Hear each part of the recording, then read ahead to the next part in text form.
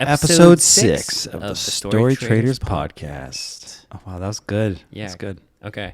This is stories about pranks that we have done or been a part of. Part 1.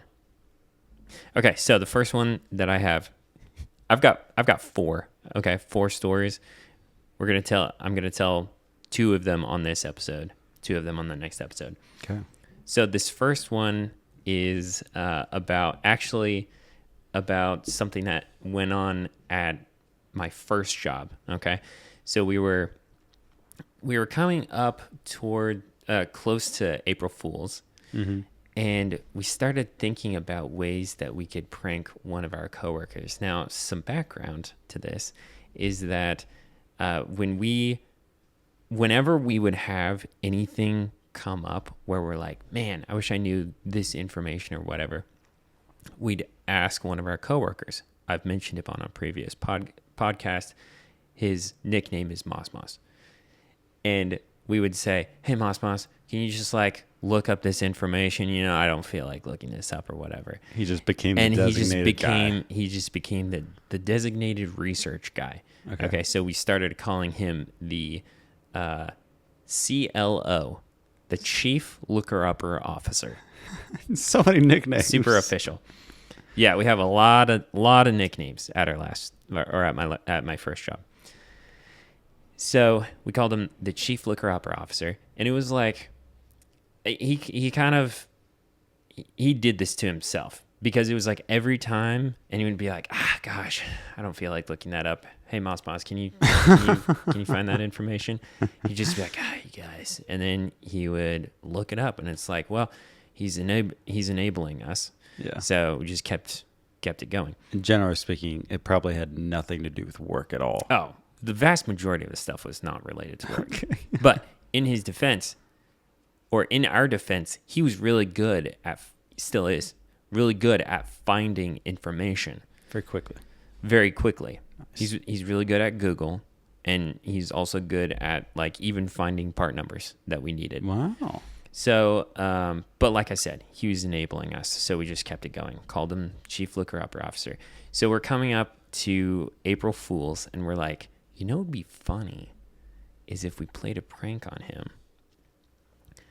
So HR had just recently, a couple months before, had actually gotten us new nameplates. Oh, let's go. For our offices. And so each of them were just Caleb Bale, engineer, whatever. And even though nobody came in your offices except you guys. Well, I mean, we had people come in from the shop. They would come in and ask us questions and stuff. So if they didn't know us, it was actually helpful because they could just walk through the office and find whoever's name that they needed. Okay. So we actually reached out to the head of HR and was like, hey, can you just let us know where you got these nameplates from? Because we're trying to play this trick or play this prank on one of the other guys, and we want to make our own nameplate. And she's like, oh yeah, I'm into this, which is hilarious because you don't necessarily think of the head of HR being into a prank. Yeah. But totally harmless. And she told us exactly where to get it and what font she used and everything. Oh my gosh. So we ordered one for him, and it had his name, and then just below it, it had Chief Looker-Upper Officer.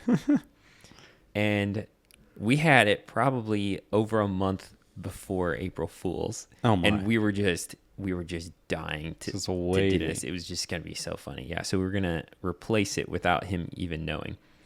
So we had decided that one of us was going to show up in the early in the morning on April Fool's, and normally he got in at 7, so we had to make sure that we were in before that. Yeah. And we would just replace it. Mm-hmm. And so that's what happened. And let me tell you, did not notice it when he first came in, but a bunch of other people did notice it. Whoa. Yeah. So before he noticed it, people would come in from the shop and just... Would they just laugh? Pause and they would either just kind of laugh, and the way that his desk was, we were all in the same office. Yeah. Those of us who were a part of the prank were in the same office with him, but his desk was like right next to the door, and his line of sight was such that whenever people would come in from the shop, he could see them walk through the door and then walk past our office door. Okay. And these people that morning kept like stopping, kind of laughing, and would walk on. And he would just look very skeptically at them. And then he would look at us like, I don't know what's going on. Why are they doing this? Yeah. And there Must were... have been pretty big font. Yeah, I mean, it was a decent size. Yeah, it's just like a normal nameplate size. Okay. Yeah. And so finally, after like a bunch of people just kind of like giggling and just moving on or saying like, nice, and then just walking on, he's like, what is going on? And he walks out there and he's like real chill, real low key. And he just pulls the nameplate out real slowly and walks back in just with this smirk and just holds it up. And he's like, nice. It was so funny. So he ended up putting it back up there, and the head of HR ended up coming in later. And she's like, oh, I see the new nameplate. Looks good. And it was hilarious. So we ended up replacing it with the original nameplate eventually. And then he took the one that we made for him, and he just like taped it to the side of his desk so that when people walked in, they could see that he was the chief looker-upper officer. Yeah, pretty classic. One of my favorite pranks that I've ever been a part of. Nothing crazy, but so fun. That's fantastic. Yeah, it's a good thing the HR lady didn't come in before he had seen it and say like, "Oh, I see it. Yeah, it turned out really good." It would have just like spoiled everything. Yeah. Yeah, I mean, it took him several hours, probably 2 or 3 hours, and so we're just like waiting that whole time. Just come on, notice it. Yeah, that's so awesome. Yeah. So my prank story I'm going to tell happened back in college. At the time, I was living with my buddy Darren, and we had it was kind of an interesting living scenario. We were living off campus in essentially a grandmother's basement. I know it sounds very sketchy, but it was quite normal. Like she was very sweet. I had met her before. You've met her? Yeah, I met her. I lived in 2 grandma's basements. I think you met the first one. Okay. Yeah, I met the first one. Yeah, but both of these grandmas had a very good reputation, and many other college students for years before had lived in these ladies' houses. So it worked out very good because it was way cheaper than on-campus housing. But yeah, that semester, it was just me and Darren down in the basement. And we hung out so much that semester. It was so fun. But one of the things we did a lot together was we actually cooked a bunch together. Mm-hmm. So we'd like, he was like big into meal planning. Mm-hmm. It's like hilarious. Cause like what college dude is into meal planning? Yeah. It's like meal planning. Okay. Frozen pizza today, macaroni and cheese tomorrow, frozen pizza on Wednesday. No, but we were eating very well, and we always had it planned out due to him. But then like after we made the food, and ate and everything, then we'd like wash dishes and everything because we didn't have a dishwasher. Mm-hmm. So we were the dishwashers. But yeah, we'd spend a lot of time in the kitchen. And this one particular day, I was like going through the stuff in my room, and I ran across my entomology collection, my insect collection that I had for a different class a couple semesters ago. Yeah. And at the time, I think I had kept it because I was like, oh, maybe I can like sell this to somebody if they like need some extra insects or something. Like, I don't know, I did get a really good grade on it, so it would be worth pretty top dollar. But so I still had it, and I had a cockroach in there. Now you had a cockroach in the book? It was dead. It was in the collection. Oh, okay. Yeah, it's not like I had cockroaches living in there. Yeah, just living in there. No. It was a dead cockroach in there that I had put in there. And at this point, it was like I've had this thing so long. I'm not going to do anything with it. Like I need to just throw it out. But I saw this big cockroach. I was like, I wonder if I can prank Darn with it. I do not remember. I don't remember you telling me about this. Really? So this is interesting. So when you think of a cockroach, how big do you think? I don't know. Maybe 2 or 3, maybe like 2 inches long. Yeah. This was one of the biggest cockroaches I've ever seen in my life. It was probably like 2 inches wide by like 4 inches. Oh my God. It was massive. That is so huge. So big. So I kind of thought to myself, I was like, how can I prank him? Like, I don't even know if he's going to be scared by it, but it's possible. So what I ended up coming up with was like, I'm gonna take the needle out of it so he doesn't realize it's dead.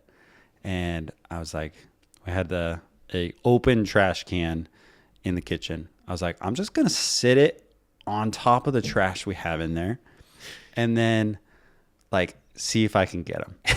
So I waited for like, we'd washed all our dishes and everything. He was in his room, maybe doing some homework or something. So I snuck in the kitchen. I stuck it right on top of the trash, and I went back to my room, and then I kind of went right into his room. Entrance was like right by the kitchen, so I kind of went right by because from his door you could pretty much see the trash can. So I went by his door. I was like, "Oh my gosh, do you see that? Is that a cockroach?" And he got up from his desk and he's like, No, I'm not doing this.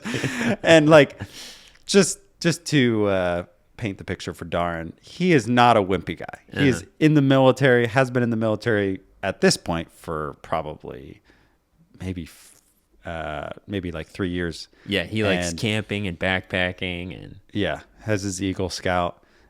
Still is in the military, doing fantastic things. So yeah, not a wimpy guy. Yeah. Like, this is a very manly dude. Yeah. And like, so he has just popped his head out of the room, sees the cockroach on top of the trash, and he's like, no. Like, in his mind, he's thinking like, if there's a cockroach in the trash, like, we got freaking cockroaches everywhere in this massive cockroach in the house. Like, and he's like, oh, how are we going to get rid of that thing? Like, we got them everywhere. I was like, oh, I was like, I think I can take care of it for us. So at this point, I'm like, I'm going to try to be a hero for him, you know? So I was like, maybe we can like put a big bowl over the trash can, make sure it doesn't get out, and then we can like throw it outside or something. He's like, that's a good idea. Good idea. Yeah. So he like stays in his room, and I grab a big kitchen bowl or something. I kind of like toss it over, and just like perfect. It like stays on. So okay. And I'm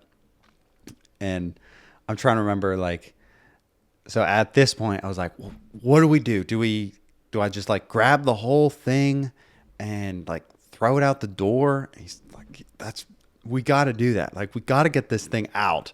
So I'm like, I'll do it. I can do this. So I like just grab it by the handles. I was like, you need to get the door because I want the door to be open and ready. He's like, I got it. So he grabs the handle and like flings the door open, but like he doesn't like that is like, he's not getting any closer than he needs to. Yeah. So I grab the trash can and just toss it out, and then like I swing the door closed. So it was nighttime, so we like have the light on out on the patio, and I'm kind of like looking through the window. I was like, you, like, I'm trying to make sure that he still thinks that it's alive. Yeah. Because like, I'm like, if it just lands out there and he sees it and it's not doing anything, like it's eventually going to dawn on him that it's dead. Yeah. So I was like, oh, it's sitting there, and maybe I was telling him like it was shocked or something, like, so maybe it wasn't gonna move. And then like, So essentially, the whole rest of the night, like I'd go back over to the window, and I was like, "Oh, it did move! It did move!" So he went to bed, definitely thinking it was still alive. Uh-huh. And then, like by the time morning came around, light was out there. Like he could easily see, like it wasn't moving. And I was like, "Dude, that was a cockroach from my my insect collection." Oh, he could not believe that I pulled that over on him, but. Oh, it was just like such a frightful experience for him during that night. It was hilarious. I could not believe that. My gosh, I pulled that over on him. That's so funny. Also, yeah. he's like the perfect person to pull something like that on. Yeah, exactly. Because his reactions are so good. Yeah. Nice. Okay, so the last one that I have for this episode is, so we have been on several ski trips together, which we've talked about in a recent episode. Yeah. On one of the ski trips, we picked everyone up, and then we decided to stop on our way to the slope, which was like, it was probably like 5 hours away. We decided to stop at this place. It was like a surplus place. And so they just had a bunch of like surplus goods that you could buy. Surplus furniture and cars and like tires. Well, no, not cars. Tires. Just like all kinds of stuff. Gloves, whatever. Okay. Literally whatever you wanted. And so we're walking around this place. It's pretty cool. Lots of cool things to look at. But there's this one area that has a bunch of signs. Like signs that you would see on anything. I mean, like they have bathroom signs is specifically the ones that I was looking at. Okay. Like they have women's, men's, family, whatever. And I was like, you know what would be funny is if I bought one of these men's bathroom signs for $1 and then put it on the bathroom in our house on April Fool's. Yeah. Now, the background that you need is that our house has one bathroom. Yes. It is a very old house. And so it was just going to be classic to see what Bailey's reaction is going to be when this happened. So I bought this in February and just kept it like in my car until April to make sure that she didn't find it. Yeah. And finally, when it came around, April 1st was on a Saturday. And so it was perfect because I was around for it then. I wasn't already at work or anything. Mm-hmm. So I got up early, put the sign on the bathroom door, and then made coffee and just like sat down in the living room. Yeah. Eventually, Bailey wakes up and she walks down and she's like, "Hi, good morning." And I was like, "Good morning." She just walks past. And then I quickly pulled out my phone to get a recording of it. I just wanted to see what she was going to say. And then I could like send the recording to all the guys from the ski trip because everyone knew that I was going to do this. Yeah. So then she just walks in there very quietly. And I kind of I just sneak up to the door between the living room and the kitchen, which is like the entrance to where the bathroom area is. Yeah. And I just hear this pause. And then she goes, "But where do I go?" And then I just pretended like I had no idea what was going on. I just walked in and I was like, "Hey, what's going on?" And she's like, What's this?" She's like, "Where am I supposed to go?" I was like, I don't know. I mean, probably go outside. We've got a lot of trees around. She's a lot of girl trees out there. Yeah. She's like, "No." And she just walks right in. I was like, "Bailey, you can't do that. It's a men's bathroom. It's a men's bathroom. What are people going to say?" It was so funny.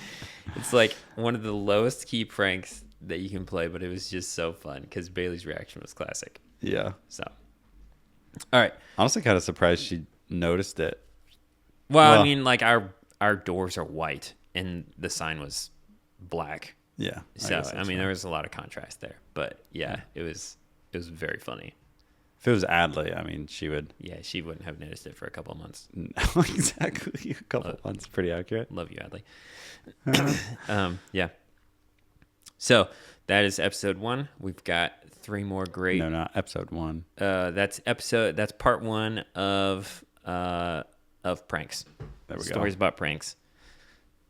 Episode 6 of the Story Traders podcast. Good memory. We don't have any comments. We need more comments. Yeah, you guys need to start commenting. Comment something on YouTube, on Spotify.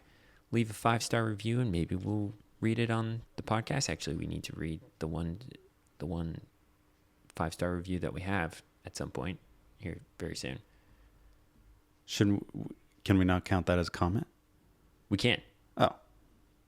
Okay. Let's do it on the next episode because I need to find it. Okay. Next one. But anyways, leave comments. Okay. We will see you next time. Bye.